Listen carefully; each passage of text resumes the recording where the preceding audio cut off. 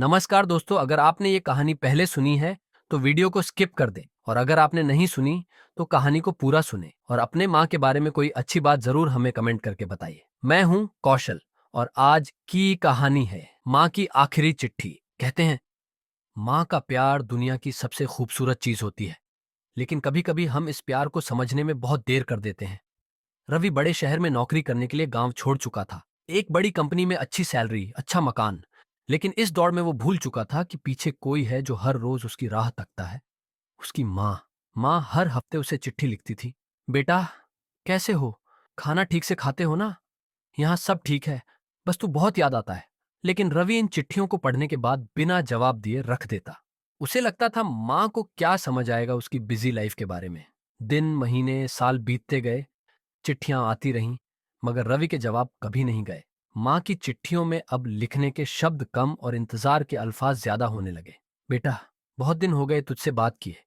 तेरे फोन का इंतजार रहता है। तू खुश है ना? फिर एक दिन रवि के फोन पर एक खबर आई जिसने उसकी दुनिया ही बदल दी। माँ अब इस दुनिया में नहीं थी। रवि भागा भागा गांव पहुंचा। घर वहीं पुराना था, बस अब दरवाजे पर माँ खड़ी नहीं थी। कमरे के एक कोने में माँ की संदूक रखी थी। उसमें पुरानी साड़ियां, कुछ तस्वीरें और ढेरों चिट्ठियां रखी थीं। और सबसे ऊपर एक चिट्ठी, माँ की आखिरी चिट्ठी। बेटा, अगर ये चिट्ठी तेरे हाथ में है तो शायद मैं तुझसे दूर जा चुकी हूं। पर यह मत समझना कि तुझे बिना देखे गई हूं। मैंने तुझे तेरे बचपन से जवानी तक बढ़ते देखा है। तेरी हर खुशी, हर दुख को महसूस किया है।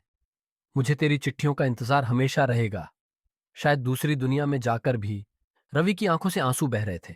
वो संदूक के पास बैठा हर चिट्ठी को एक एक कर पढ़ता रहा। माँ की हर चिट्ठी में प्यार था, चिंता थी, लेकिन कभी शिकायत नहीं थी। रात गहरा गई थी। रवि ने कागज और कलम उठाई और पहली बार माँ को चिट्ठी लिखी।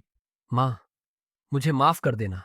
मैंने तुझे कभी जवाब नहीं दिया, लेकिन आज लिख रहा हूं। मुझे पता है ये चिट्ठी अब तुझ तक कभी नहीं पहुंचेगी, पर शायद वहां ऊपर कहीं तू इसे पढ़ रही होगी।